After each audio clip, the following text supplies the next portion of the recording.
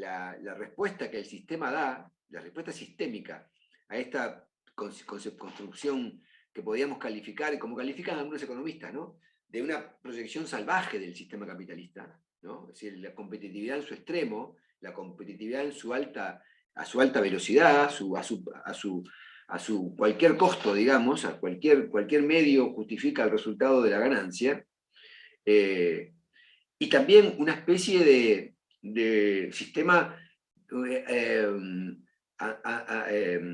que fagocita sus partes, ¿no?, que de alguna manera genera una especie de canibalismo económico, que sería interesante ver este concepto en alguna monografía, que significa en última instancia que el sistema capitalista, para desarrollarse y para construirse, admite la destrucción de alguna de sus partes, ¿no?, que admite la existencia de la caída y de la quiebra, los concursos, la extinción de las empresas desaparecen porque sus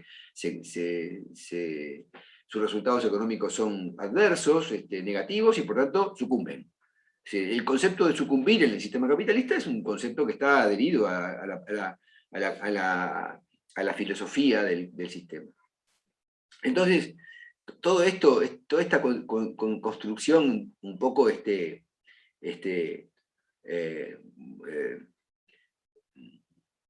de efectos nocivos o de efectos no queridos, o que básicamente la sociedad reacciona diciendo, bueno, está bien, vamos, compitamos, pero compitamos bajo un régimen o en un régimen de cierto civilismo, ¿no?, de cierta ponderemos las acciones, eventualmente empecemos a ver cuáles son las mejores rutas para la competencia, es decir, cuáles son los mejores procedimientos de competitividad, bueno, a ver de qué manera hay competencias desleales, competencias leales, la buena fe contractual. Aparece una cantidad de esquemas teóricos que responden a esta cuestión, ¿no? Entonces, el concepto de intervención, para no seguir hablando de cosas demasiado abstractas, aunque esto también es un tema abstracto, es un concepto abstracto, la intervención, se origina en la propia esencialidad del sistema económico, en la propia forma de ser del sistema económico, ¿no?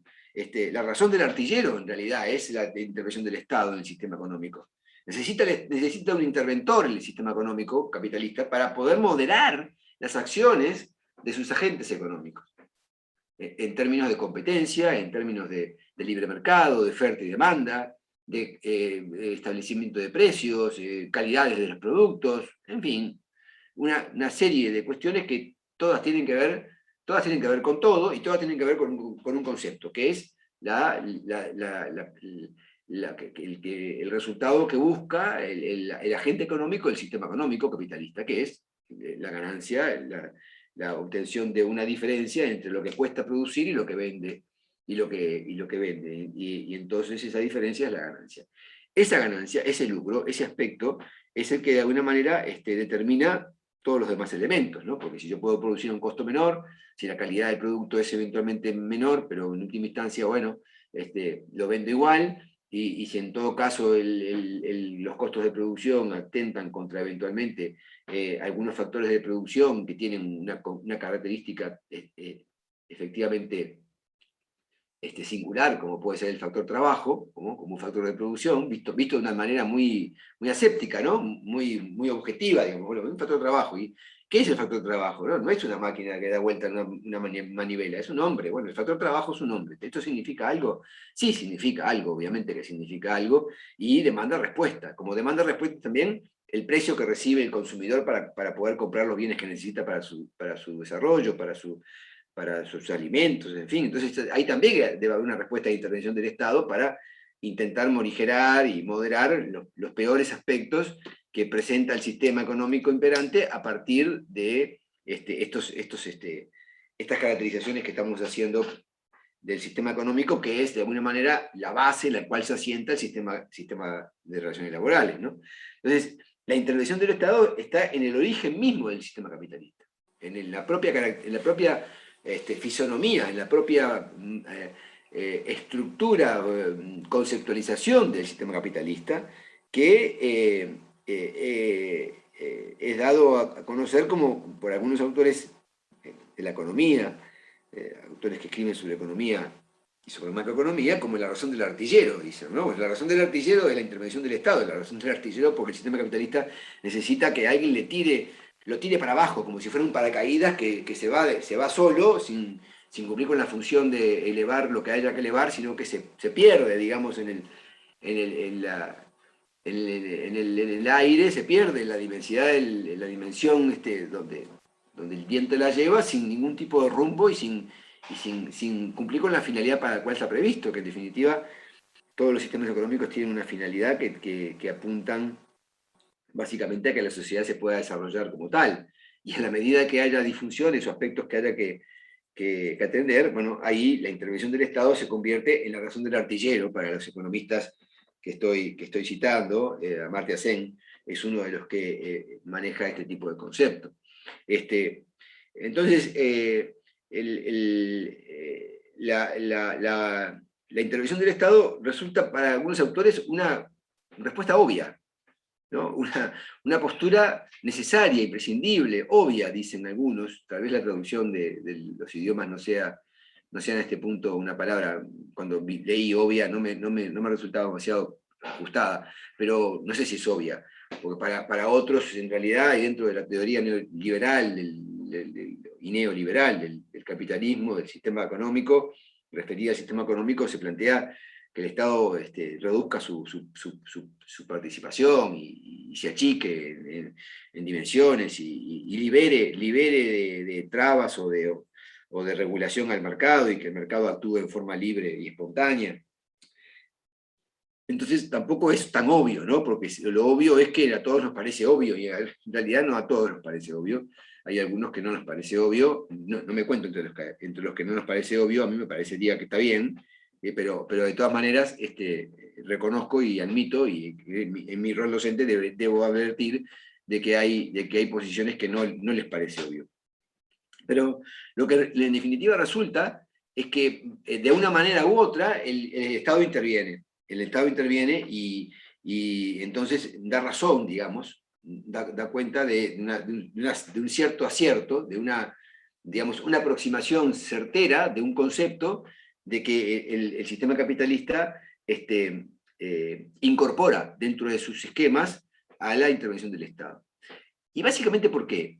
Porque también en esa paradoja un poco, en esa paradoja o en esa eh, doble perfil del sistema, los sistemas económicos son siempre complejos, ¿no? Y no se los puede estudiar sin dejar de considerar que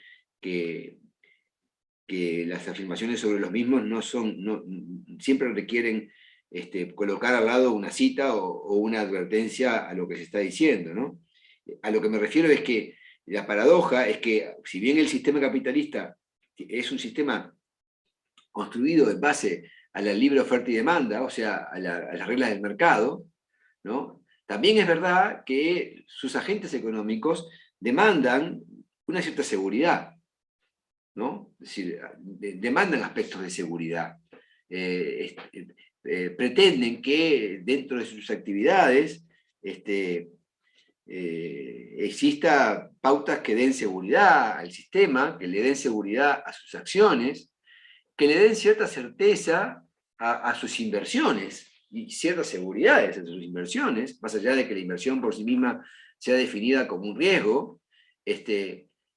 Aún asumiendo el riesgo, los inversores pretenden, y con razón, a mi modo de ver, que el sistema le dé ciertas seguridades que en realidad son previsibilidades, ¿no? Son aspectos de previsión, no certezas como cuestiones insondables, ¿no? Sino como aspectos que tienen que ver más que nada con las reglas de juego, digamos, así, que es una palabra bien interesante que manejan los académicos cuando hablan del mercado y que el Estado no cambie las reglas de juego, ¿no? Porque las reglas de juego son puestas por el Estado. Y ahí volvemos a tener una referencia de la intervención del Estado. El Estado interviene porque también el sistema capitalista necesita que alguien intervenga. Repito, con las relatividades y con las apreciaciones que hice respecto de exposiciones más radicales, que también habrá que ver si son tan radicales como el discurso contiene, o si llegado el momento también estas demandas de seguridad del sistema capitalista no son demandadas por estas concepciones liberales que podemos ubicar con el concepto hoy de neoliberal, porque también el liberalismo económico ha transmutado algunos aspectos de su configuración teórica.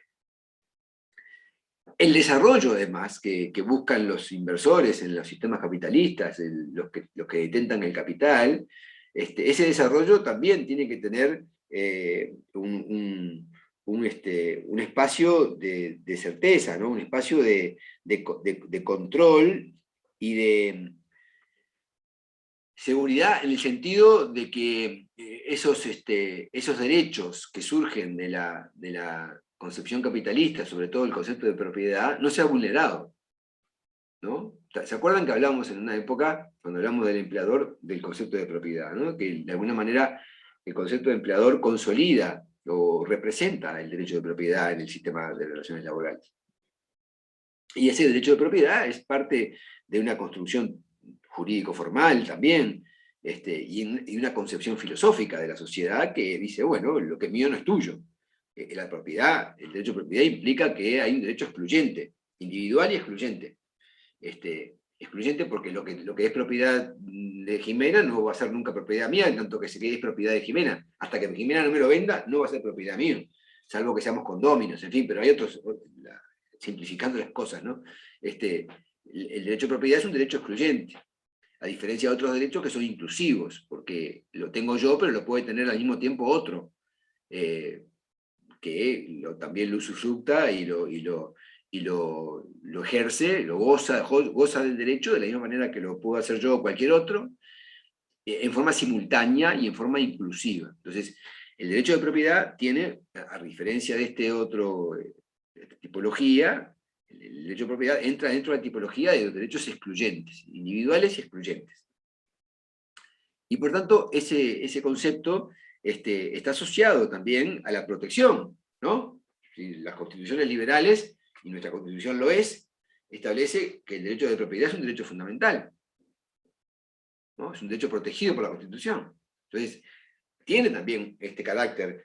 ¿Y qué es la Constitución? No es más ni menos que la norma jurídica de mayor jerarquía dentro de la estructura del Estado, que no solamente, naturalmente, no solamente estructura el Estado y de alguna manera lo define y lo institucionaliza, ¿no? Porque la Constitución, además de todo lo que hace desde el punto de vista reglamentario, desde el punto de vista programático, también estructura en la entidad estatal, le da estructura orgánica, le da institucionalidad, en fin, le establece su propia fisonomía, ¿no? El Estado define, la Constitución define al Estado y lo construye, lo construye jurídicamente además.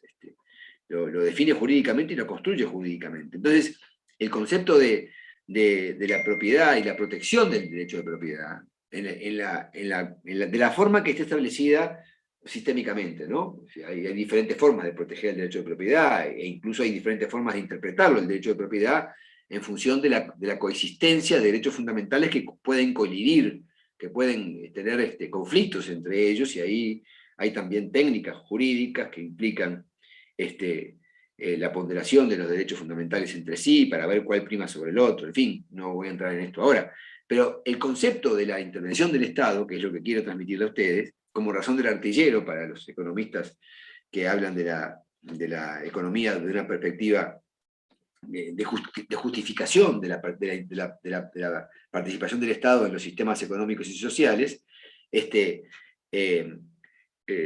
desarrolla también aspectos que aprovechan a los titulares del capital, es decir, que van en beneficio del titular del capital. No solamente la intervención del Estado puede ser vista, que lo es, y está bien que sea, como una forma de intervenir y de darle respuesta a los sectores más vulnerables o a los sectores que tienen alguna ubicación distinta a otros en los sistemas en los cuales las normas actúan, sino también en salvaguarda de derechos cuyos titulares son las personas más poderosas de los sistemas, o las que tienen, digamos, una situación que eventualmente, o por su propia característica y ubicación en el sistema, no requerirían, en principio, de salvaguardas o de protecciones directas, ¿no? O de normas que establezcan desigualdades compensatorias.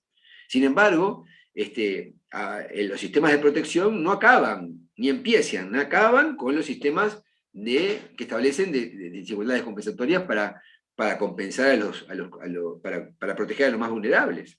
Ver los sistemas de protección de esa perspectiva es verlos parcialmente, es describirlos parcialmente. Los sistemas de protección, sobre todo en términos jurídicos, abordan también aspectos que tienen que ver con la protección de los más poderosos. En tanto y en cuanto ubicamos el derecho de propiedad como un derecho fundamental protegido por la Constitución, esto es un ejemplo de lo que estoy diciendo. Claro que también es cierto que no todos los propietarios somos grandes inversores, ni mucho menos, ¿no? El concepto de derecho de propiedad asociado, por ejemplo, al derecho de la vivienda. Pero bueno, no necesariamente el derecho a la vivienda está asociado al derecho de propiedad, o mejor dicho, el derecho a la vivienda no se ejerce solamente ejerciendo el derecho de propiedad, se puede ejercer de otras maneras. Claro, en el sistema hegemónico, económico hegemónico, el derecho de propiedad se convierte en un derecho eje del sistema, un derecho central del sistema que proyecta efectos sobre diferentes posiciones jurídico-formales de diferentes sujetos del derecho, ¿no? Nosotros mismos, eventualmente, si tuviéramos la propiedad desde una bicicleta hasta una casa donde vivimos, como nuestro lugar nuestro hábitat, bueno, eso también es derecho de propiedad, aunque tiene otras connotaciones diferentes al derecho de propiedad que puede ser ubicado dentro del sistema de relaciones laborales, porque, bueno, en fin, no sé, porque también el derecho de la vivienda es un derecho que está establecido dentro del esquema del derecho de los trabajadores, ¿no? En algunos, inclusive es interesante ver cómo, por ejemplo, la ley de Consejo de Salarios, para hablar de un ejemplo muy cercano y muy actual, aunque lo que voy a decir no tiene nada de actualidad. La ley de Consejo de Salario prevé, dentro de los derechos y de las competencias, digamos, de los consejos de salarios, no solamente la fijación de salarios mínimos por categoría y por sector de actividad, sino también de desarrollar decisiones que tienen que ver con el derecho a la vivienda, ¿no? Que está establecido en la ley del 43. Sin embargo, la negociación colectiva y las políticas desarrolladas a través de los consejos salariales nunca han llegado a consolidar actuación de los consejos salariales sobre ese derecho fundamental que es la vivienda, ¿no? Por eso que tampoco es un tema tan ajeno a la condición de trabajador y al sistema de relaciones laborales, a punto de partida de que una norma muy central de un sistema dado como es el uruguayo, considera que el derecho a la vivienda es un derecho que puede ser objeto de negociación colectiva, ¿no? U objeto de la competencia de los consejos salarios para aquellos que sostienen que las decisiones de los consejos salarios son cosas distintas a la negociación colectiva en sentido estricto.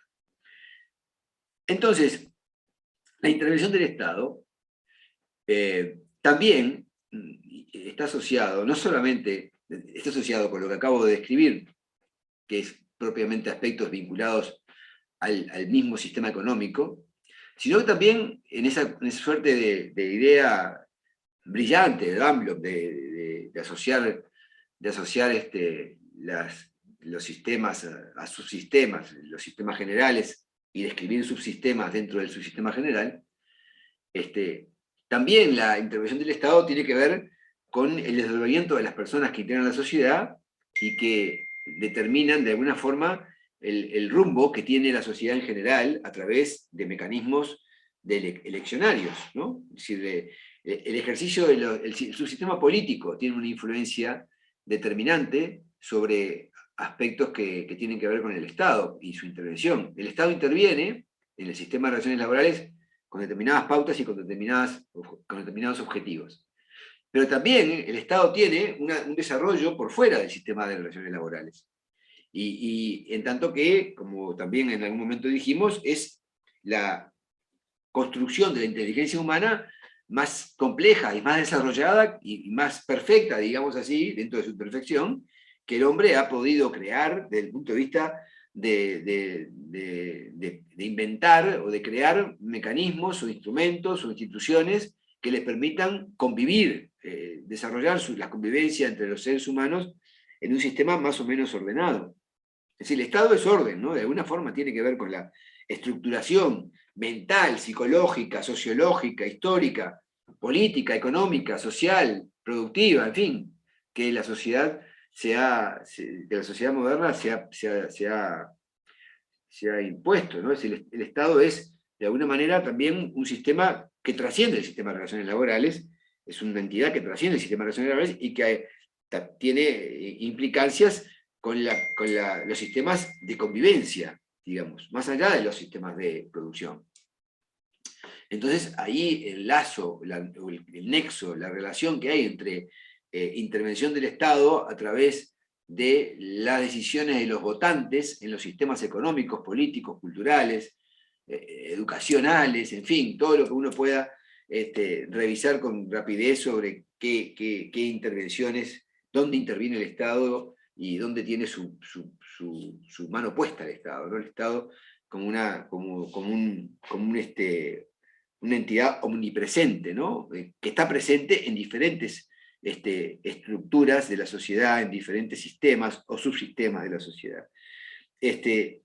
Y así como podemos decir, el Estado tiene una función de dar seguridad, dar certeza, de establecer pautas de convivencia, en fin, desarrollar institucionalmente articuladores de los intereses de la sociedad y del bienestar de las personas que la integran.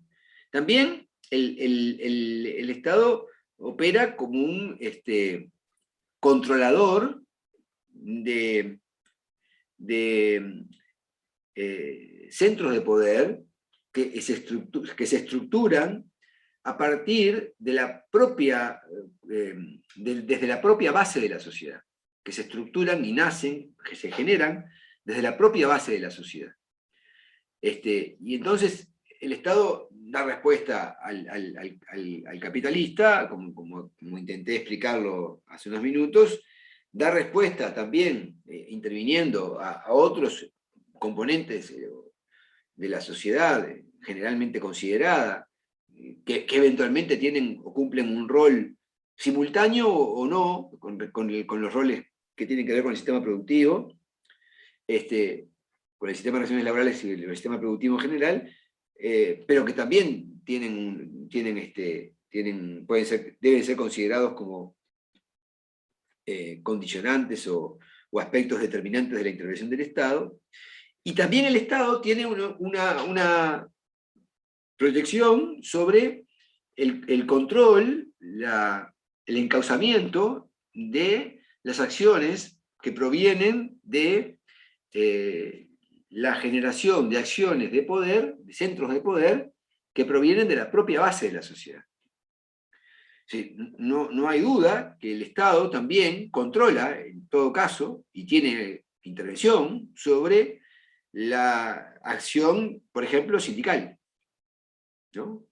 Se controla la acción de los agentes, de los agentes sociales, de los actores sociales en su conjunto, y particularmente actúa sobre la acción de los sindicatos, que como digo, son centros de poder que provienen y se generan de la propia base de la sociedad, en este caso de la base de los sectores trabajadores. Y por tanto, de personas que son trabajadores, y por tanto esas personas que son trabajadores también generan una suerte de correlación de fuerzas en sentido de su propio interés, en defensa de su propio interés, en la acción de su propio interés, donde el Estado también tiene algo para hacer, y vamos a ver qué en todo caso, y cómo, y qué está permitido, qué no está permitido, pero que tiene una intervención. Quiere decir que la intervención del Estado es una intervención multifacética, porque también con relación a una visualización sistémica global del sistema de relaciones laborales, podríamos decir que, así como el Estado controla, interviene en alguna medida sobre la acción de los sindicatos, también tiene, sistémicamente hablando, el compromiso, la obligación, la función, no quiero usar palabras demasiado imperativas, pero cumple la función de proteger y promocionar esas acciones sindicales. Así como tiene también la función de proteger la propiedad privada, ¿no? Si quieren hablarlo dicotómicamente o planteárselo dicotómicamente, lo podemos hacer.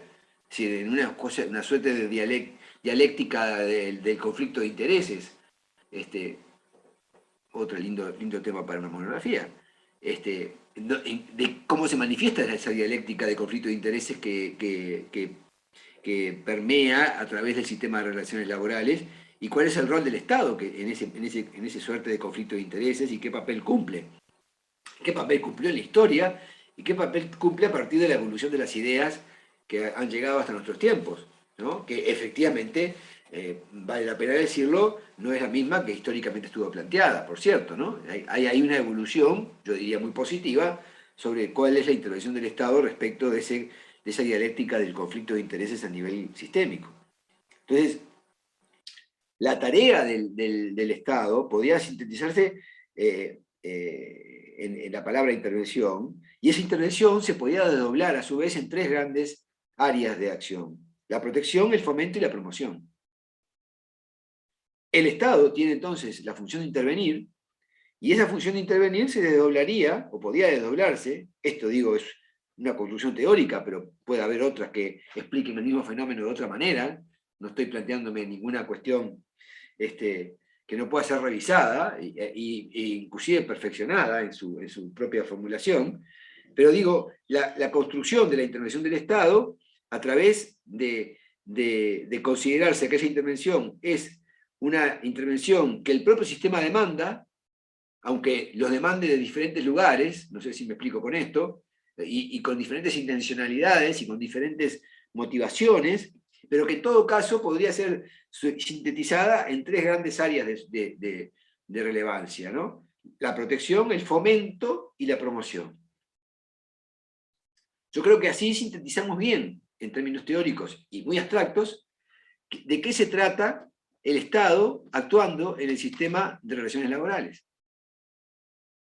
Uno podría sacar de cada una de estas tres ideas una elaboración detallada y pormenorizada, minuciosa diría yo, de los sistemas de relaciones laborales y su descripción, ¿no? Porque podemos perfectamente listar sobre la base de la protección una cantidad de acciones que el Estado emprende para proteger determinado tipo de derechos o determinado tipo de posiciones o determinado tipo o incluso a determinadas personas, generando, como ha generado tipológicamente dentro del sistema de relaciones laborales, las llamadas desigualdades compensatorias, que plantean, por ejemplo, que la huelga sea un derecho de los trabajadores y no sea un derecho de los empleadores, ¿no? Esa es una forma de entender la protección a través de mecanismos de desigualdad compensatoria. Porque permite acciones a unos, legitimándolas como derechos fundamentales, y no les da esa misma posibilidad a otros porque no las precisan. En tanto se las diera, lo que ocurriría es que volveríamos a la situación anterior, a la que se pretendió corregir a partir de la desigualdad compensatoria. La desigualdad compensatoria se aplica precisamente para corregir esa situación que no es deseable porque hay un poder excesivo de uno respecto de otro. Entonces, ¿por qué le da el derecho de huelga al sistema de los trabajadores y a sus sindicatos? Porque es una forma de igualar la correlación de fuerzas entre capital y trabajo, entre empleadores y trabajadores, entre sindicatos y empleadores. Y esa forma de igualar es parte de un mecanismo intuitivo de protección. Es una expresión, es una forma de manifestación del sistema de protección. Y cuando hablamos de fomento, hablamos de lo mismo, ¿no? Hablamos de lo mismo o algo parecido en realidad. Bueno, yo fomento, la Constitución dice, se promoverá la constitución de sindicatos. Se promoverá, dice el constituyente del 67, bueno, lo dice desde el 34, ¿no? Pero ¿Eso qué significa? Bueno, eso significa fomentar. ¿Fomentar qué? La creación de sindicatos.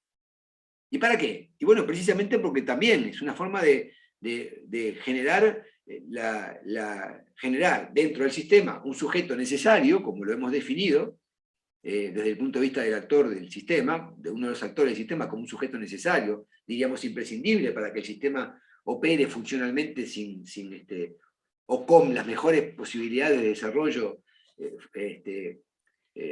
positivo, ¿no? Un desarrollo que establezca el objetivo de la igualdad, ¿no? De la libertad y de la igualdad, porque en definitiva, ¿de qué se trata la teoría de los sistemas de relaciones laborales? ¿De qué se trata la teoría de las ciencias sociales? De buscar las formas de encontrar la igualdad y la libertad de la gente, ¿no? Sí, porque ¿cuál es el objetivo de estas teorías? ¿Para qué razonamos así? ¿Para qué nos ocupamos de esto todo el día? Porque buscamos la forma de que la gente en última instancia tenga mejores condiciones de vida, y básicamente esto se acuña en base a dos grandes ideas de carácter abstracto, que la libertad y la igualdad.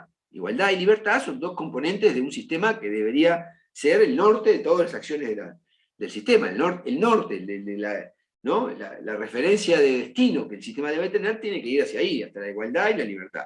Bueno, entonces, el fomentar la existencia de sindicatos es una forma de generar igualdad y también de generar libertad, porque la subordinación, que es característica inherente de la relación laboral, es una pérdida de libertad individual, y entonces los mecanismos que compensan esa pérdida de libertad individual, que son básicamente los mecanismos del derecho colectivo del trabajo y de las relaciones laborales en el plano colectivo, son de alguna forma mecanismos que buscan esa igualdad, que logran esa igualdad, que obtienen ese resultado que de alguna manera es la referencia de destino de todos los sistemas, o debería serlo. Y por último, el concepto de promoción, ¿no? La promoción de los derechos, ¿no? La promoción de los derechos humanos, por ejemplo, ¿no? La promoción de sistemas de cuidado o de ¿cómo se dice? De protección, de nuevo, ¿no? La palabra protección es una palabra que nos invade permanentemente en los sistemas, en el análisis de los sistemas sociales, ¿no? El concepto de promoción está asociado al concepto de promoción. Cuando promovemos un sindicato, cuando promovemos la visualización de un derecho, por ejemplo, vinculado con la equidad de género, por ejemplo. Esto es un concepto que tiene que ver con promover a determinados sectores de la población, sectores de las personas, determinadas personas que tienen determinadas características, y que el diagnóstico implica que haya que considerar en forma promocional. Bueno, cuando hablan de la cuota de género, están hablando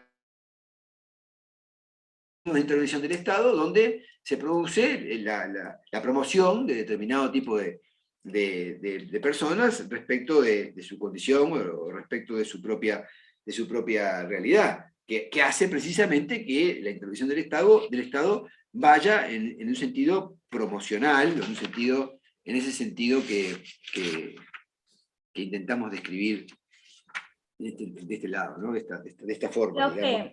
Es Sí, una intervención dirigida hacia un fin, ¿no? Este fin que hablamos de igualdad y libertad. moderación, exacto. Porque al final del camino, digamos, uno puede encontrar escalas en la ruta, ¿no? De viaje, pero al final del camino el concepto de la libertad y la igualdad, ¿no?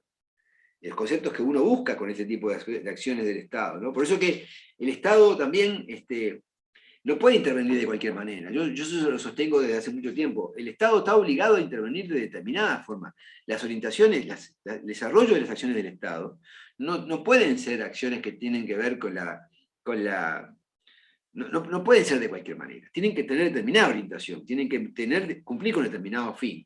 Y por eso que la intervención del Estado está asociada, a mi modo de ver, bueno, a mi modo de ver, y en realidad al modo de ver de muchos, que en realidad yo no invento nada, ¿no? Yo lo que hago es repetir como un papagayo lo que he leído. No es mi propia creación.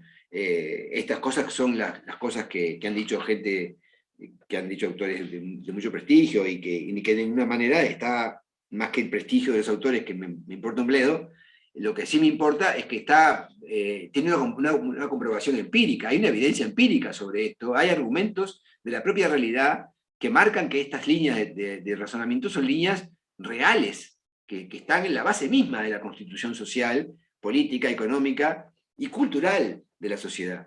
Por tanto, estos conceptos están verificados empíricamente, no son lo que dice Juan Pérez, que podrá ser Juan Pérez, pero no me importa que sea Juan Pérez, lo que me importa es que hay evidencia empírica sobre esto, hay efectivamente datos de la realidad que confirman que estas ideas teóricas son ideas correctas, aplicadas a la sociedad, porque las ideas no provienen de la cabeza de quien las mira, de quien lo dice, sino de lo que surge de los ojos de quien lo dice. Es decir, las ideas son el resultado de lo que uno ve, de lo que ve el analista, de lo que ve el que estudia, el investigador. El investigador no crea las ideas, las extrae de la realidad. Y estas ideas son extraídas de la realidad. Entonces, el rol del Estado parecería que surge solo, digamos, surge también como si fuera un parto natural, ¿no? Sin ningún tipo de obstáculos. O sea, surge un flujo claramente de conclusión de que el Estado, la importancia del Estado en el sistema, ¿no? Surge notoria la importancia del Estado en el sistema, aunque su inclusión en el sistema de relaciones laborales no es una inclusión exenta de obstáculos y de dificultades. La visión historiográfica de esto, la evolución histórica de esta situación, muestra también, vuelvo a hablar de lo mismo, del método de trabajo, del método de investigación, cómo se teoriza, ¿no? Se teoriza desde lo que uno ve, no de lo que solamente uno imagina. Y eso también a veces puede dar lugar a grandes problemas, ¿no? Lo que uno imagina. Alguien imagina, por ejemplo, que el mundo va a ser distinto porque se creó la inteligencia artificial. Bueno, puede cambiar. Ahora, ¿cuánto de distinto va a ser? ¿Y dónde va a estar las diferencias? Esa es la pregunta que sigue a la afirmación de que el mundo cambia porque la tecnología avanza sobre nosotros a pasos agigantados. La pregunta es, ¿cuánto de distinto va a ser y dónde van a estar las diferencias? Y también dependerá de lo que uno quiera que suceda, en algún sentido, desde el punto de vista de la conformación del imaginario colectivo, ¿no? Si queremos que haya una catástrofe, hará una catástrofe. Si repetimos todo el tiempo que vamos al apocalipsis de nuestro sistema de seguridad social, porque en realidad todo lo que era ya no va a poder ser, porque en realidad ya no hay más posibilidades de que sea, bueno, terminaremos convencidos de que no fue, de que ya fue. Y bueno, esa es también una cuestión que tiene mucho que ver con la ideología, que es un factor muy importante desde el punto de vista de la determinación de las conclusiones que un investigador puede hacer también. Entonces, pero vuelvo al tema, perdonen que me voy a otras cosas, pero vuelvo al tema de la importancia del Estado. Y decía, como un dato me parece interesante desde el punto de vista del relato, ¿no? El Estado no es que bajó como si fuera una nave espacial en el medio del sistema de relaciones laborales y dijo, bueno, acá estoy yo, muchachos, ahora se hace lo que yo digo. No, en realidad la inclusión del Estado en las relaciones laborales es una inclusión que podríamos describir como progresiva, paulatina, no exenta de obstáculos, no exenta de dificultades. Y eso es un dato también, yo diría que tiene que ver con la política del sistema de relaciones laborales, con cómo la política en un sentido también muy abstracto, ¿no? Y muy puro, digamos, muy aséptico, digamos, de ninguna intervención. Si uno pudiera, no sé si se puede, habría que preguntarle a algún cientista político si esta conclusión es válida, pero si uno pudiera abstraer la política de cualquier tipo de influencia, de interés o de concepción partidaria o de concepción ideológica, cosa que es difícil, ¿no? Porque la política es una concepción en sí misma, pero hablar de que el sistema de relaciones laborales tiene aspectos políticos, ¿no? en su propia conformación y evolución, ¿no? Y bueno, esto de que el Estado fue entrando en el sistema de relaciones laborales en forma progresiva y en forma paulatina, es para mí un dato político del sistema de relaciones laborales, ¿no? En el sentido de que este tercer actor del sistema de relaciones laborales, que no es ni más ni menos que uno de los que detentan un tipo de poder que se llamaba el poder público, ¿sí? terminó consolidando su posición dentro del Estado, dentro del sistema, perdón, el Estado terminó de consolidar su posición dentro del sistema de relaciones laborales de una manera progresiva y dificultosa en alguna medida. Alguien podría decir, bueno, lo que pasa es que eso ocurre porque efectivamente el poder originario del sistema de relaciones laborales reside en un actor del sistema que es, por definición, un agente poderoso, ¿no? En cambio, el poder del Estado es el producto de una construcción intelectual de la sociedad moderna que crea una entidad llamada Estado para coordinar las acciones de la sociedad en términos generales, de manera tal de encauzar las acciones de cada una de sus partes, de cada uno de sus miembros. Quiere decir que los poderes, el poder público, el llamado poder público, tiene una genética distinta a la genética del capital. El origen del poder público es un origen de construcción cultural. En cambio, el origen del poder del capital es un origen de construcción económica. Por eso podemos decir, con acierto, y hasta hay preciosos, lindísimos, interesantísimos trabajos de investigación sobre esto, que en los últimos tiempos el poder económico es más poderoso que el poder de los estados. Lo han escuchado esto, ¿no? Supongo que sí. Afirmaciones de este tipo, ¿no? Las empresas multinacionales son más poderosas muchas veces y tienen una situación financiera y económica mucho más beneficiosa y mucho más ventajosa que la que puede tener el Estado nacional en el cual esa empresa se va a instalar, y por tanto la correlación de fuerzas entre capital y el poder público es una correlación de fuerza en favor del poder del capital, porque es más poderoso que el Estado mismo. Entonces, esas construcciones dan cuenta de por qué precisamente el Estado puede haber tenido esta suerte de inclusión progresiva dentro del sistema de relaciones laborales, aunque a mi modo de ver exitosa, o con resultado positivo, porque terminó efectivamente consolidándose como un actor importante, un tercer actor importante dentro del sistema de relaciones laborales, detentador y titular del poder público. ¿Recuerdan aquellas teorías sistémicas que hablaban de la centralidad del interés público, del interés general, ¿no? Aquellas construcciones que ponían énfasis en el interés general, aunque habría la instancia de que existieran intereses sectoriales o de grupos intermedios, también decían, bueno, pero además del grupo intermedio, con un interés particular del grupo, existe un interés general, un interés público general que sobrevuela, está por encima del interés de los sectores grupales o de los grupos de interés, ¿no? Esta construcción tiene que ver con la construcción del Estado. Y esas teorías sistémicas, precisamente, pretendían justificar e investigar cuál era el rol del Estado y cuál era su proyección en términos pragmáticos dentro del sistema de relaciones laborales. Porque ese poder público no se detenta, no se ejerce con relación a las relaciones públicas, a las relaciones que el Estado tenga con sus miembros, ¿no? como relaciones jurídicas y relaciones sociales, en fin, relaciones jurídicas, vamos a ponerle así, que tienen que ver con la relación entre la entidad Estado y los habitantes, los ciudadanos, los residentes del Estado, los que residen en la jurisdicción del Estado.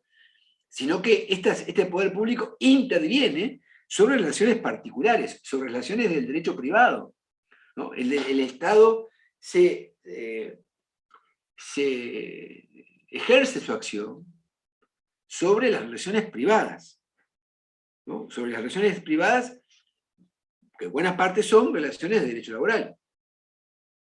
Entonces, esa sutileza, esa sutil explicación, que no es tan sutil, pero quiero decir, esta interesante apertura, digamos, del concepto de intervención hacia la intervención de un poder llamado público, detentado o creado sobre la base de una construcción cultural y política que la sociedad moderna se da para organizarse, interviene, incide, condiciona, prohíbe inclusive acciones de los particulares en las relaciones en las cuales el Estado no es parte, pero que interviene como un tercero. Y le dice al empleador, usted no puede despedir a un trabajador por razones sindicales. Está prohibido que usted despida a un trabajador por razones sindicales. Entonces, le prohíbe la acción a los particulares. Condiciona, limita el poder de los particulares en función del interés público, en función de la importancia que tiene el interés público, o dicho de otra manera, de la importancia que tiene para la sociedad que no existan decisiones arbitrarias fundadas en razones de carácter lesivos a la acción de derechos fundamentales, como es precisamente la actividad sindical. ¿No? Y ahí voy a ver un nuevo cortocircuito, voy a ver una nueva turbulencia del sistema de relaciones laborales, porque la intervención del Estado tiene una determinación muy, muy fuerte, muy impactante sobre las decisiones de los particulares, y sobre todo sobre las decisiones particulares que acuñaron un sistema de carácter económico donde la libertad de acción, las acciones se justifican por los fines, ¿no? El fin justifica los medios. Y por tanto ese concepto de que está escrito en la piedra de los sistemas capitalistas, que el fin justifica los medios, hace posible de que yo me saque la piedra del zapato despidiendo al trabajador que hace lío en la empresa o me perturba la actividad porque está reivindicando sindicalmente un derecho o una condición de trabajo dada. Entonces lo que hago es sacarlo, porque eso me obstruye mi acción productiva, la búsqueda de mi actividad, el desarrollo de mi actividad productiva como empresario. Pues, sin embargo, le está diciendo, no, usted no puede hacer eso. Usted no puede hacer eso. Le pone límites a ese poder económico que tiene el empleador, le pone límites a ese poder de decisión que tiene el empleador en el marco de las relaciones laborales. Entonces interviene, yo diría, positivamente, tomando una posición que, digamos, limita la acción de los particulares. Y podríamos decir lo mismo respecto de los sindicatos. En alguna medida puede haber aquí tratamientos que tienen, que desde el punto de vista de los ejemplos, análisis que tienen que ver con las cuestiones prácticas, que también podrían ser estas cuestiones vinculadas. Claro que con connotaciones diferentes, ¿no? Por ejemplo, la situación de los servicios esenciales en la huelga. Yo me imagino este panorama. Es decir, hay un derecho fundamental, que es el derecho de huelga, su ejercicio no está exento de límites también, ¿no? Y uno de los límites más claros que nadie discute, digamos, en términos doctrinarios, es el límite externo que se define como tal, como externo, por tratarse del mantenimiento de los servicios esenciales durante el desarrollo de una huelga. Ahí también hay un límite al ejercicio de un derecho fundamental, que no implica no poder ejercerlo, como sería la contracara o lo que ocurriría en el ejemplo del despido. O sea, el despido está prohibido. Chao. El despido por razones sindicales está prohibido. Punto. No se puede hacer. En cambio, aquí no. Aquí no está prohibido hacer la huelga. En un espacio, en un sector de servicios de esencialidad, o considerado un servicio esencial por poner en riesgo la vida, la salud, la seguridad de la población en todo en parte, como lo define la OIT, es un servicio esencial. Sino que lo que establece el límite es que usted puede ejercer el derecho de huelga, pero tiene que mantener un servicio mínimo esencial para poder satisfacer las necesidades de la sociedad, porque el interés general está por sobre el interés particular del grupo en huelga. Y como contrapartida de eso, el Estado le debe ofrecer, mecanismos compensatorios relativos a la forma de resolver el conflicto. Y esto es muy interesante desde el punto de vista sistémico. No solamente tiene un límite el derecho de huelga, que lo tiene, efectivamente, y entonces los trabajadores deberán generar una guardia de servicio esencial, el mantenimiento de servicios mínimos para poder mantener el servicio esencial funcionando, sino que además el sistema le debe dar a esas personas que están en huelga la posibilidad de participar en mecanismos de resolución del conflicto que sean rápidos y eficientes. Como ven, los sistemas complejos sistemas, por eso estamos estudiando la teoría de los sistemas de relaciones laborales, porque si no fueran complejos, no tendríamos por qué teorizar. La verdad que llegué también a una conclusión de ese tipo en algún momento. Estamos en este baile porque en realidad la partitura es muy compleja y entonces hay que interpretar y hay que razonar y hay que elaborar ideas sobre la teoría de las relaciones laborales para poder entenderla, comprenderla y analizarla correctamente. Analizar el sistema en forma correcta. El objeto de estudio necesita de teorías que la expliquen y si no la explicamos no vamos a entenderlo nunca. Entonces, esta es la función que tiene la teoría de las relaciones laborales, proporcionar herramientas para entender cómo es el sistema de relaciones laborales. Vean, entonces, esos ejemplos que estoy poniendo en forma, digamos, a modo de espejo, digamos, para entender la intervención del Estado sobre la relación privada, digamos, sobre las acciones de los particulares, de los miembros de la sociedad como particulares, es una forma de entender también la complejidad del sistema, porque si bien no interviene de forma igual en todos los casos, ni frente a todos los hechos, tiene reacciones distintas, su intervención está modelada en función de qué tipo de intervención se trate y sobre qué se trate la intervención.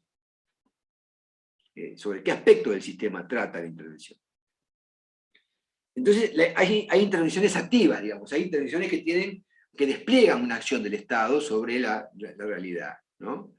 Podríamos asociar con el concepto de políticas públicas, ¿no? La conformación, la identificación, la elaboración de políticas públicas y su ejecución es también parte del rol del Estado desde el punto de vista sistémico, aunque sus complejidades son otras, ¿no? Que en todo caso habrá que analizarlas desde una perspectiva más específica para inclusive también definir lo que es una política pública. Lo vemos un poquito más adelante, tal vez. Pero lo que quiero complementar con lo que estoy diciendo es que, así como el Estado interviene y desarrolla acciones expresas, digamos, ¿cómo se dice? Acciones explícitas, más que expresas, sobre las diferentes partes del sistema de relaciones laborales cuando considera que tiene que hacerlo, también el Estado adopta posiciones prescindentes. Y cuando se abstiene, también interviene. Cuando se abstiene de intervenir, cuando toma la decisión de no intervención, explícita me refiero, ¿no? También está interviniendo en el sistema. También está influyendo. A ver si tal vez la palabra no sea intervención, pero también deja depositado allí una posición, aporta un elemento conductual, ¿no? De comportamentalismo, para hacer referencia también a una teoría sistémica que habla del comportamiento de los actores sociales, ¿no? ¿Cómo se comportan los actores sociales? Bueno, el Estado se comporta de dos maneras, básicamente, haciendo o no haciendo. Cuando no hace, también interviene. Cuando no hace, también tiene una influencia sobre el sistema. Entonces, la actitud abstencionista del Estado también es una forma de intervención, es una forma de pautar un tipo de comportamiento dado del Estado, ¿no? Esto es muy paradigmático en el sistema uruguayo cuando toda la vida dijimos, desde que yo era estudiante, o sea que imagínense cuánto tiempo hace que lo sostenemos, aunque en los últimos tiempos hemos relativizado un poco este concepto a partir, sobre todo del 2005, cuando el Estado volvió a intervenir legislativamente en forma muy prolífera, muy abundante, a imagen y semejanza de lo que podía haber ocurrido en la década del 20, del 15, del 10 y del 15, hasta el 30, digamos, en el Uruguay con los procesos de legiferación de la legislación laboral, ¿no? Hablamos de legiferación, una palabra que seguramente sería interesante de buscar después y estudiar si quieren, cuando hay procesos de un gran desarrollo legislativo, ¿no? Los técnicos en estas cosas dicen que hay un proceso de legiferación, o sea, cuando hay un desarrollo muy fuerte, en un momento dado histórico de la sociedad, en cualquier caso, de una gran producción legislativa en una materia determinada, ¿no? Entonces, hay un proceso de legiferación laboral en la década del 15 con la presidencia de Valle y Ordóñez, en la década del 10, bueno, en el periodo que va, en la primera y segunda presidencia de Valle y Ordóñez, sobre todo en la primera, que desarrolla la ley de 8 horas, la ley de accidente de trabajo, en fin, una cantidad, la ley de salarios, y luego con el 43, también en el 40, con una cantidad de leyes que tienen que ver con el despido, con los consejos salarios. Y ahí hay un proceso de legiferación. Y en el 2005 hubo un proceso de legiferación que se asimila a lo que ocurrió en aquel periodo de los gobiernos de Valle y Ordóñez, pero con un contenido que tenía que ver más con los aspectos colectivos que con los individuales, aunque hubo de todo. Pero no hubo, en el periodo de legislación anterior, ningún aspecto que se vinculara con aspectos de derecho colectivo. Y sin embargo, en este periodo del 2005 sí existieron leyes que se referían a aspectos del derecho colectivo de trabajo. Y ahí entonces se habla de un tono más intervención del Estado y no tanto abstención.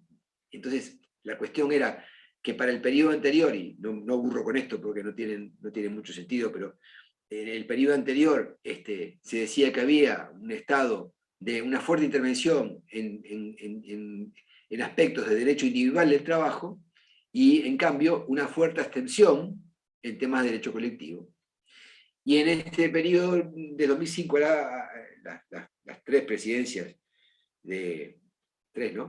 las tres presidencias del Frente Amplio, los 15 años de gobierno del Frente Amplio, con una legiferación, con un proceso de legiferación similar al que ocurrió en las presidencias de Valle y Ordóñez, pero con un acento más marcado en aspectos de derecho colectivo.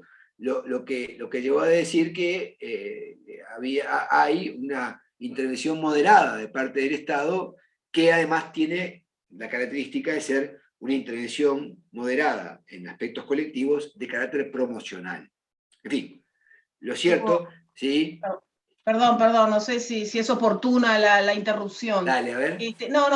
Por todo lo que estás diciendo, yo, en mi humilde opinión, me parece que la intervención estatal en las relaciones colectivas es inevitable y deseable, ¿no? En cierto sentido, y dentro de ciertos parámetros de legitimidad institucional, digamos, porque en definitiva se ha complejizado y ha aumentado la intervención estatal, efectivamente, pero me parece que directamente proporcional a lo que ha aumentado la negociación colectiva y las acciones colectivas en sí, la acción sindical, etc. Era eso nada más. Sí, es correcto, porque lo que pasa es que la construcción del abstencionismo estatal sobre las relaciones colectivas, podríamos hablar un rato de esto, pero reviste un carácter más que nada de respeto o de consideración a ultranza de los derechos colectivos, ¿no? Porque también tiene que ver mucho que ver con la doctrina. Se decía en una época, quien reglamenta limita, ¿no? Entonces, el concepto de abstencionismo del Estado es una concepción también de decisión política del derecho, ¿no? El derecho también tiene aspectos políticos. Y cuando el derecho toma determinado recorrido, determinada ruta, toma una decisión política, ¿no? Entonces, el concepto de cómo incide también las palabras de los investigadores o las conclusiones que tienen que ver con la investigación. Porque este concepto de que quien reglamenta limita, asociado a los derechos colectivos, da como resultado de política del derecho que el derecho no intervenga para no limitar. Esta es una conclusión posible, ¿no? Si no intervengo en la huelga, no reglamento la huelga, porque si la reglamento, según la doctrina de que quien reglamenta limita, lo que hago es restringir el derecho. Y bueno, eso desde el punto de vista jurídico no es inexacto, digamos. Quien se pone a reglamentar la conducta quien se pone a reglamentar los estatutos de un club de fútbol, lo que hace es decir que tales conductas son admisibles y tales no. ¿No? Quien se pone a reglamentar un contrato de suministro portuario, establece cuáles son las obligaciones de unos y cuáles son los derechos de los otros, y viceversa.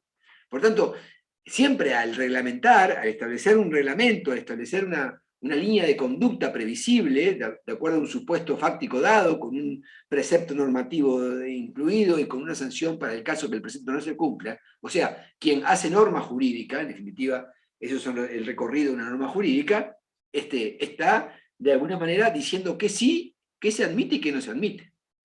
Entonces, dentro del esquema de los derechos colectivos, la huelga, la negociación colectiva, la formación de sindicatos, ¿no? Que también es un derecho colectivo, En la medida que se intervenga sobre esos aspectos, reglamentándolos, porque básicamente el Estado interviene a través de las acciones que vamos a después listar muy brevemente, la acción legislativa, la acción de control, la acción administrativa, la acción jurisdiccional, digamos, todos perfiles del quehacer estatal, todos perfiles de la actividad estatal, lo hace con un encare que determina la conducta de vida. Y cuando determina la conducta de vida, en la construcción teórica de que quien reglamenta limita, está limitando. Entonces, durante buena parte del tiempo se pensó, se planteó, y fue el resultado, me parece que estamos todos de acuerdo que salvo por algunas cuestiones que uno puede discutir desde una perspectiva distinta, como por ejemplo sostener de que la ley de consejos salarios de ley 43, o sea, es una ley que tiene casi 80 años, ¿no? Es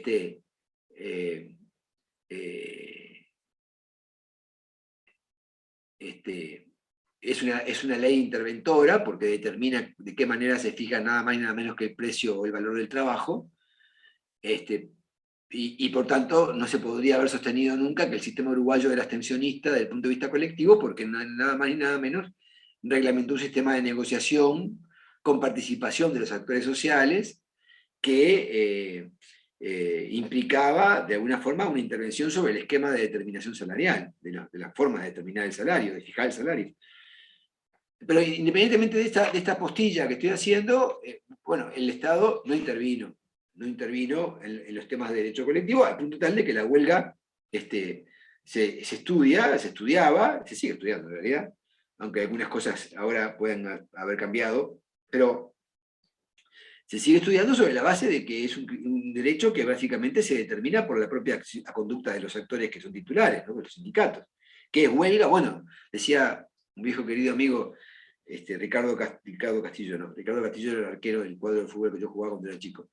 Se llama Ricardo Mantero, que tendría que haber citado. Bien, ustedes como a uno se le van los nombres. La broma en realidad es para mí, ustedes no tienen ni idea de lo que es la broma. Yo estoy hablando de Ricardo Castillo, era un compañero de fútbol, de baby fútbol que jugaba de arquero. Y en realidad el que quiero citar es a Ricardo Mantero, que es un profesor. Tiene buena memoria, ¿eh? No, por eso, pero me equivoqué de nombre. Pero el chiste es para mí, yo lo comparto con ustedes, pero el chiste es para un autochiste en realidad.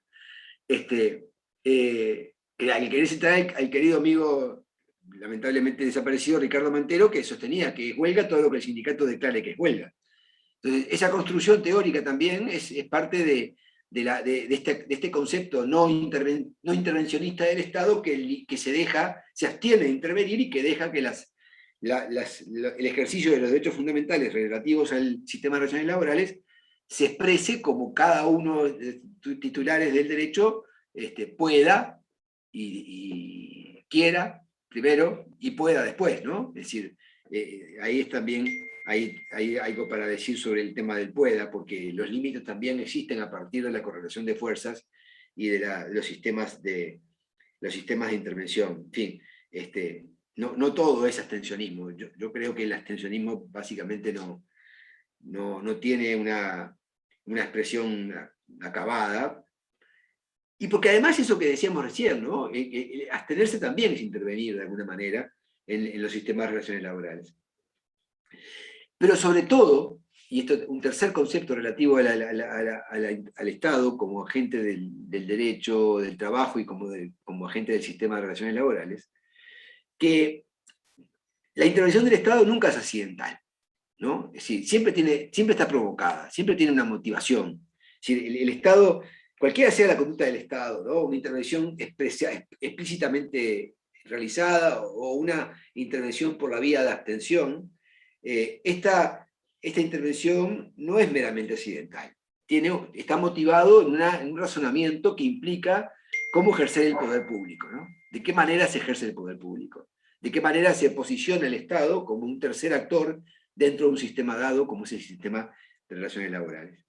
Y sobre esta posición que el Estado adopte, influyen tres factores, marcadamente tres factores.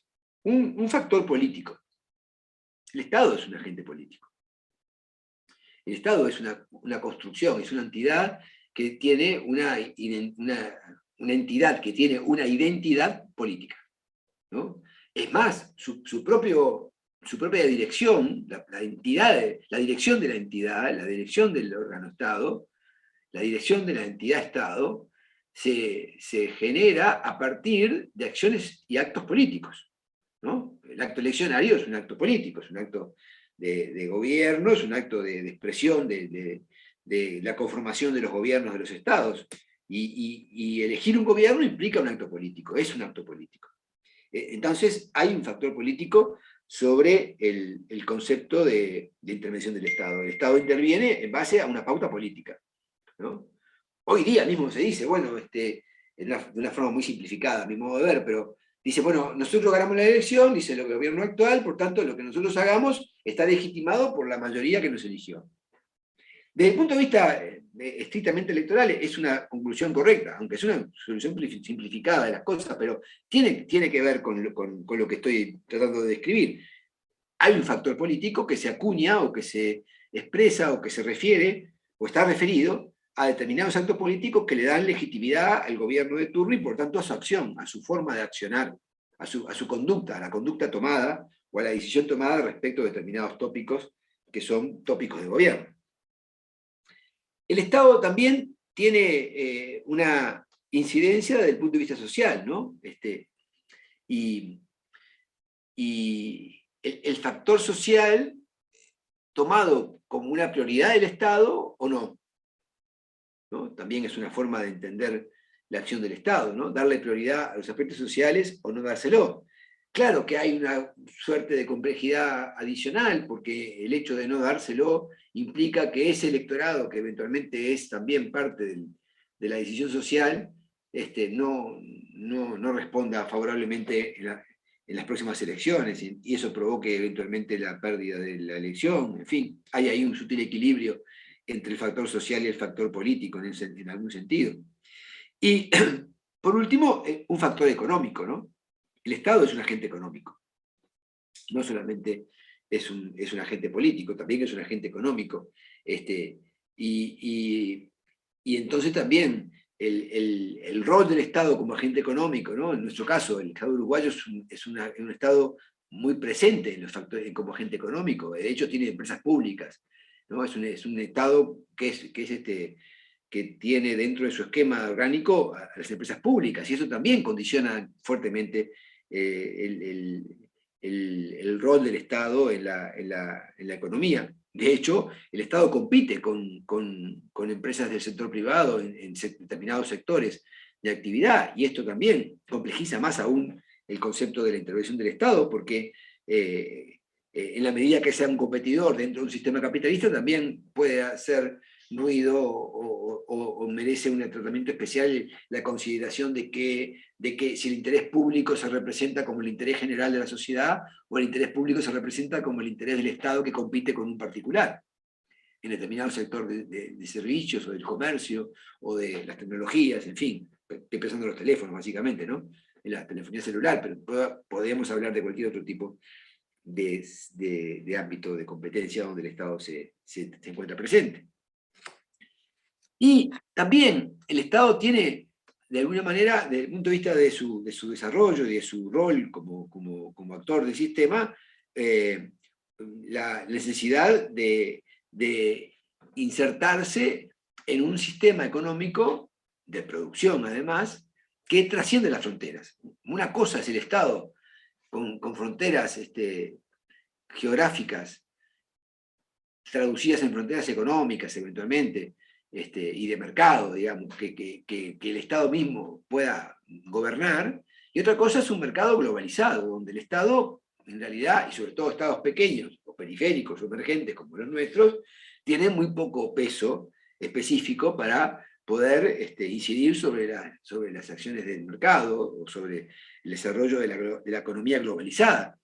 Y esto es otro factor más que complejiza el rol del Estado, nada más ni nada menos que dentro del sistema de relaciones laborales, ¿no? Porque ¿para dónde orienta las acciones el Estado frente a este tipo de cuestiones? Entonces ahí se desarrollan, que se concatenan, se relacionan las políticas de inversión, las políticas de promoción de las empresas, las políticas o las leyes que tienen que ver con las exoneraciones fiscales relativas a los procesos de inversión, que le mueven la aguja a la macroeconomía del Estado, donde se nota que el Estado no es una entidad superpoderosa, como eventualmente uno la puede idealizar en función de su propia construcción y de su propia génesis, sino que es una entidad que también tiene sus debilidades y sus vulnerabilidades en relación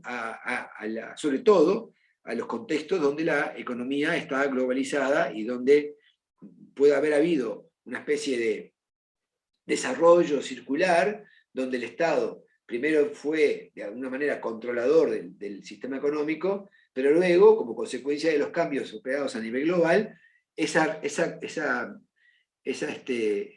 estructura de poder o de poder y contrapoder se invirtió o cambió de posición a partir de que el factor económico se sobrepone y predomina sobre el factor político y sobre el factor social. Y por eso hace que muchas veces los estados tengan dificultades para desarrollar su rol dentro de los sistemas, en particular dentro del sistema de relaciones laborales. No quiero dejar el tema sin hacer brevísimas referencias, porque eso lo van a poder encontrar también en los textos que tenemos citados en la bibliografía, los diferentes perfiles que el Estado tiene dentro del rol, dentro de su rol en el sistema de relaciones laborales, ¿no? El Estado como legislador, bueno, parecería así una referencia obvia, que tiene que ver con la intervención del Estado desde el punto de vista de las tendencias legislativas, ¿no? Pero sobreentendido que es que el Estado interviene como legislador o tiene un rol legislador dentro de las sociedades, lo interesante es ver qué tendencias tiene la legislación, ¿no? Qué orientaciones puede adoptar el legislador Estado legislador, en relación con los sistemas de relaciones laborales. Y básicamente la doctrina o la teoría describe tres formas de desarrollo legislativo del Estado, ¿no?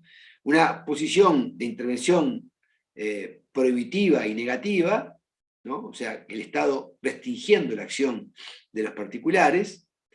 Una posición en sentido protector, y en particular de los factores de producción, y en este punto volvemos a tener que analizar si nuestra disciplina entiende por protección no solamente la protección del trabajador como sujeto vulnerable, sino la protección de otros factores de producción que hacen al sistema de relaciones laborales. Y en ese punto podemos hablar de que existen códigos de trabajo o legislaciones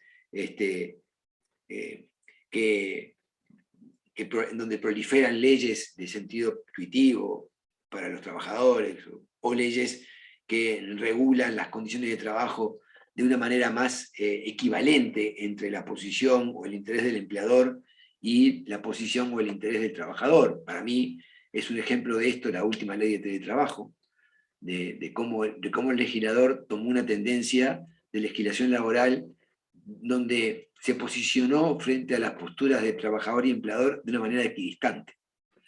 De alguna manera, a mi modo de ver, desconociendo la necesidad de generar desigualdades compensatorias dentro de la relación laboral cuando regula y cuando legisla, de tal manera de que si no genera una nueva desigualdad, o profundiza la brecha, olvídense la palabra brecha, que profundiza la diferencia entre trabajador y empleador en cuanto a posición de poder, y eso, de alguna manera, para mí, es un ejemplo de eso, la ley de teletrabajo, la 19.978, que se publicó hace poco y todavía no entró en vigencia, pero que está por ahí por entrar en vigencia. Y esa es una posición de intervención, de un tipo de intervención también. Y por último, que tal vez también la ley de teletrabajo pueda ser ejemplo de esto que estoy citando, es una tendencia legislativa con cierta flexibilización normativa, ¿no? Es decir, una posición, estas dos últimas, que son las que mejor se adaptan a la descripción de la realidad actual, ¿no? Tendencias de protección, intervención en sentido protector del trabajador o de los dos factores. Es un debate que tenemos todavía por discutir. Y por último, la posición de que la legislación ofrezca a los operadores del sistema de relaciones laborales cierta flexibilidad normativa que de alguna manera pueda desandar el camino de la protección que durante todo este tiempo el derecho del trabajo tuvo en el sistema de relaciones laborales, la que cumplió el derecho del trabajo en el sistema de relaciones laborales, haciendo o dando cuenta o aceptando el criterio posicional de que las rigideces que provocan la protección desestimulan el desarrollo económico de la sociedad. Esta posición es una posición conocida, ¿no? La flexibilidad, la necesidad de romper con las rigideces de la legislación del trabajo para enfrentar las crisis, para adaptarse a los cambios tecnológicos, en fin, una cantidad de aspectos, de argumentos que se dan en favor de la necesidad de que la norma laboral sea menos protectora, menos rígida, porque de alguna manera la protección implica cierta base de rigidez. La prohibición implica límites a la conducta de los agentes económicos. La protección implica límites a la conducta de los agentes económicos, y eso naturalmente genera la ofuscación de quien está limitado. Sí, Natalia. Perdón que no la veo recién la manito, pero no sé si tiene tiempo levantada o es de recién. Natalia. Bueno, se ve que no está. Bueno, muy bien. Sí, estoy. No podía sacar el mudo. No, fue recién la manito, perdón. A ver, dígame entonces. Nada, que lo venía escuchando y como que posicionaba a nuestro país dentro de las últimas dos posturas legislativas del Estado que planteaba, y 2019 hacia acá, tal vez un poco antes, o en otros momentos de crisis, 2002, demás, pero se me viene muy claramente en época de pandemia esta cuestión de la flexibilidad con los factores de productividad, ¿no? Sí, aunque esa... Tengo una opinión personal sobre el tema, pero quiero decir que está bien. rompe los ojos que el modelo capitalista y el modelo, sobre todo de mercado, y el cual se maneja, y la posición que el gobierno actual tomó, es como muy flexible en cuanto a los factores de productivos que van desmedro, para mi opinión, del trabajador. Sí, es cierto que las circunstancias condicionan a veces los análisis, ¿no? Porque una cosa es pensar en tendencias, ¿no? O sea, acciones o líneas de conducta que se proyectan en el tiempo, ¿no? Y otra cosa es analizar la pertinencia o no de determinadas decisiones en contextos que teóricamente y por definición están acabados en el tiempo, están circunscritos a un periodo de tiempo determinado, ¿no? Entonces, en honor a la verdad, yo no podría decir que la tendencia, que hay una tendencia legislativa actual que tenga estas características todavía. Aunque hay indicios. Yo admito que hay indicios. La ley del trabajo para mí es un indicio de esto. Me remito a la evidencia objetiva, ¿no? A mi interpretación de la ley, en realidad, que eso no es una evidencia objetiva. Lo que es objetiva es la ley. La evidencia objetiva es la existencia de la ley. Luego, la interpretación corre por mi cuenta.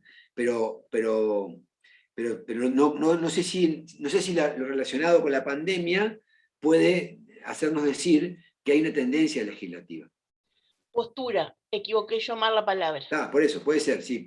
Hay elementos para entender que... O sí, puede haber cosas que uno no está de acuerdo. La tendencia es como más en el tiempo alargado, claro, y esto es coyuntural. Exacto, sí, porque habrá que ver, porque además en las normas generalmente dictadas, que básicamente son decretos y demás, estaban acotados al tiempo de pandemia, ¿no? Teóricamente, una vez terminada la pandemia, esas normas dejarían de tener efecto.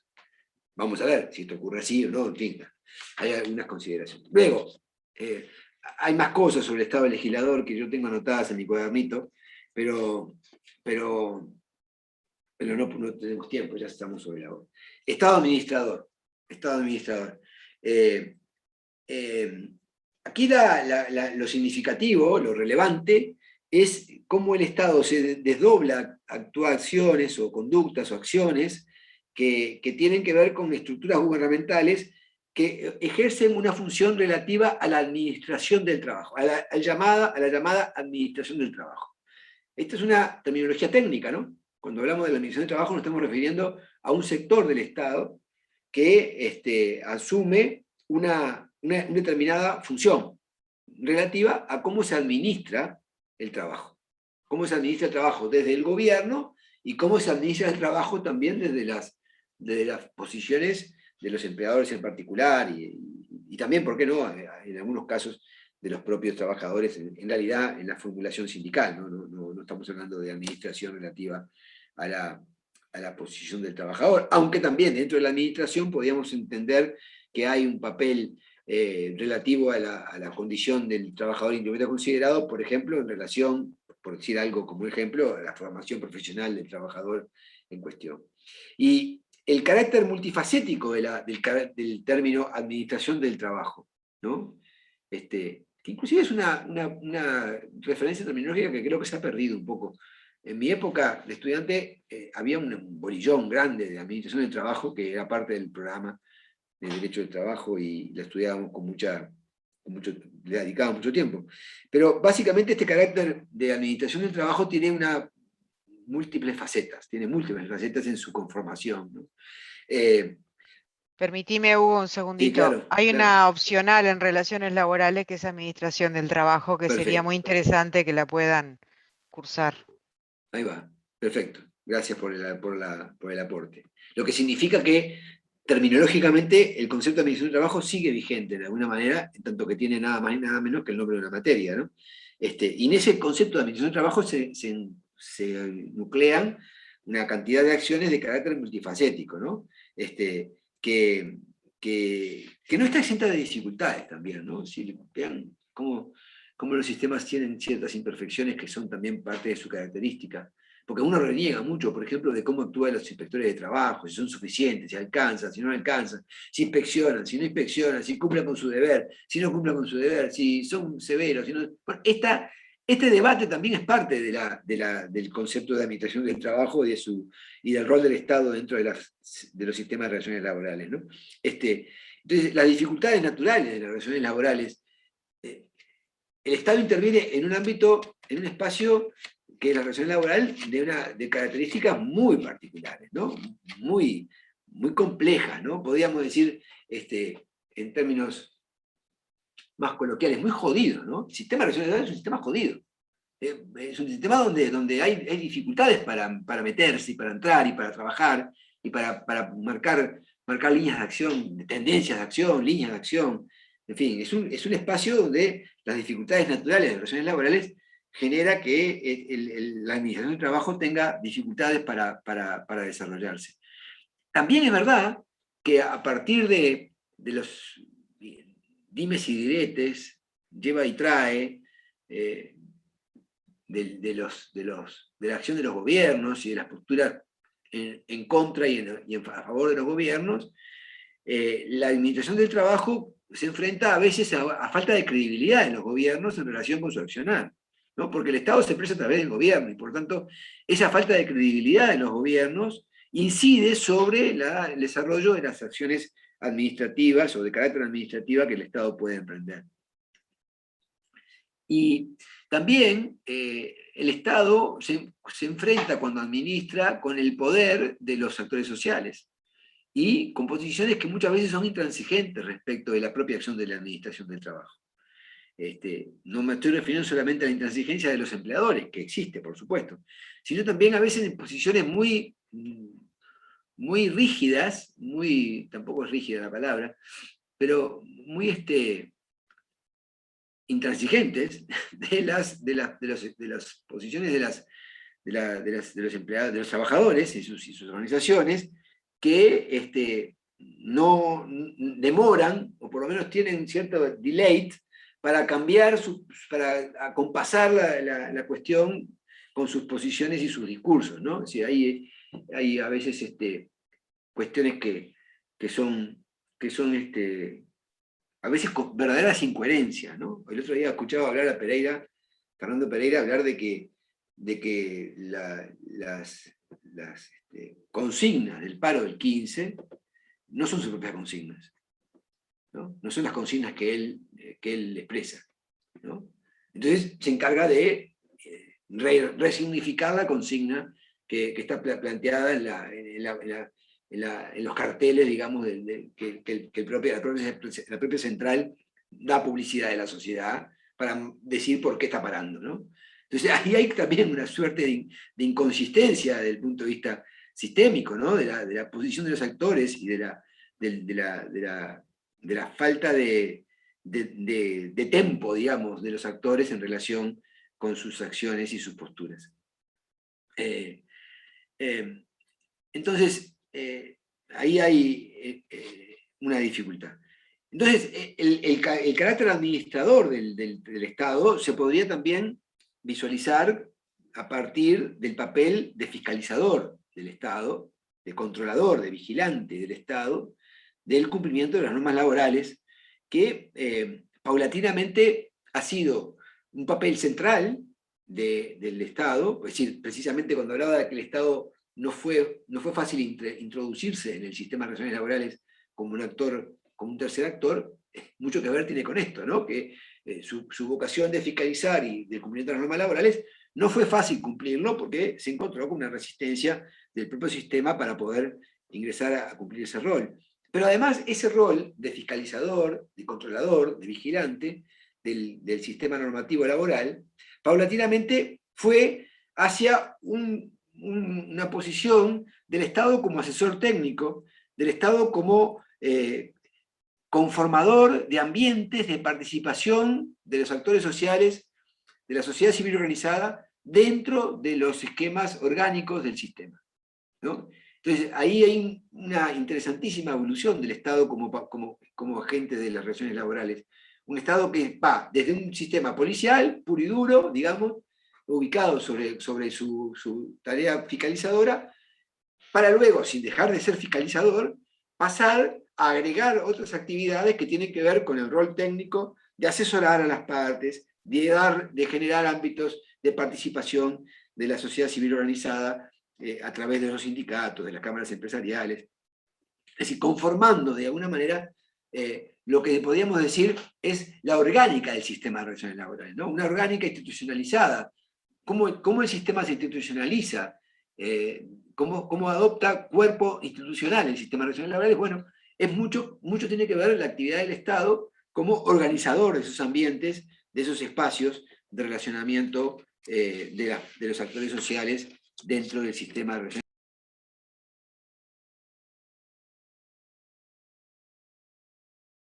Estás muteado, Hugo. Se ve que metí la mano en alguna cosa. Por último, y para terminar, el Estado como juez, ¿no? Un rol fundamental, pero con dos advertencias. El Estado como juez en los conflictos laborales, tema que vamos a ver en la próxima clase, vamos a empezar a analizar el concepto de conflicto y cómo el concepto de conflicto tiene importancia en el sistema de relaciones laborales y cuál es su espacio en el sistema de relaciones laborales. Es un rol fundamental, como digo, la importancia del juez, el Estado juez, el Estado como agente de resolución de los conflictos, o no sé si de solución, pero sí de resolución de los conflictos, que tiene la necesidad de cumplir con una especialización del Estado. Es decir, no cualquier juez, ¿no? Es un juez útil o hábil para el sistema de relaciones laborales. El juez de relaciones laborales tiene que ser un juez que conozca el sistema, que esté especializado en la materia laboral, que tenga que ver con, que conozca los aspectos más intrincados y más propios del sistema mismo, ¿no? Y por eso la participación de los jueces especializados en el desarrollo de la resolución de los conflictos laborales es una cuestión destacada, un carácter destacado del papel del Estado como juez. Por otra parte, el Estado como juez y como juez en las relaciones laborales tiene mucho que ver también, más que con el acto de resolución del conflicto, tiene mucho que ver también con el acto de conciliación del conflicto o de mediación en el conflicto. O sea, dentro del sistema, de un sistema de solución de conflictos ortodoxo, como es el ámbito jurisdiccional, operan mecanismos alternativos de solución de conflictos, que no es la sentencia, ¿no? Es decir, quiere decir la conciliación, la mediación, la negociación, el Estado actuando como mediador, como conciliador, como agente de acercamiento de las partes, en fin, tiene que ver este concepto de los mecanismos alternativos, pero dentro de un esquema institucionalizado, no un esquema privatizado de solución de conflictos, sino un esquema institucionalizado dentro del rol del Estado. Y esto es superlativamente importante tanto para el derecho, para el conflicto individual, como para el conflicto colectivo de trabajo. En los dos tipos de conflictos, el Estado adopta una posición principal, una posición destacadísima, de una gran importancia, de una gran importancia sistémica, o una gran importancia dentro del sistema de relaciones laborales. Y esta cuestión es muy importante. Y esto también nos coloca en posición de definir algún debate sobre esto, para terminar. El juez del derecho del trabajo, el juez del sistema de relaciones laborales, ¿es un juez neutral? Sí, es un juez imparcial, pero es un juez neutral. La pregunta es un juez neutral? Porque en definitiva, es un juez que tiene que aplicar ¿qué tipo de derecho? ¿Qué tipo de norma jurídica? La norma jurídica que proteja al sujeto más vulnerable, y por tanto, ¿es un juez neutral? Desde el punto de vista de la aplicación del derecho no lo es, porque el derecho mismo no es neutral. Ahora, es imparcial, porque su decisión tiene que estar basada en la imparcialidad de las posiciones de interés que cada parte representa en el propio conflicto. Pero no es un juez neutral. Por lo menos algunos lo dicen que no es neutral, porque la materia que aplica no es una materia neutral. Eso en el ámbito jurisdiccional. Ahora, en el ámbito colectivo, en el ámbito del Estado como mediador o conciliador, ¿no? Con tareas que creo que en algún momento la propia Marianela desarrolló en el Ministerio de Trabajo. ¿Es una posición neutral o no es neutral? ¿Sí? ¿Cumple el mismo requisito que cumple las mismas características que tiene el juez del derecho del trabajo, porque aplica derecho que tiene determinada orientación, o en realidad las relaciones colectivas pasan por otros andaniveles, por otros carriles distintos al que pasa el conflicto individual? Los conflictos, al dividirse y al clasificarse, ¿tienen características distintas? Por supuesto que tienen características distintas. Ahora, el funcionamiento del conflicto es diferente según sea individual o colectivo. Y el rol del Estado como intermediario, como interviniente en el conflicto, ya sea como juez o como mediador o conciliador, ¿es el mismo según sea un conflicto colectivo o individual? Y estas son todas preguntas para responder, ¿no? Y podríamos decir que, bueno, son como muchas, pero como son las 12 menos 2 minutos, no puedo Las largó desarrollar. todas juntas. Las dejé todas juntas planteadas, y así van a quedar por ahora. Pero como la clase sigue y el curso sigue, y dejó lo mejor para el final. Y nos conocemos para seguir debatiendo sobre lo que nos gusta, lo haremos en otro momento. Así que por acá terminamos hoy.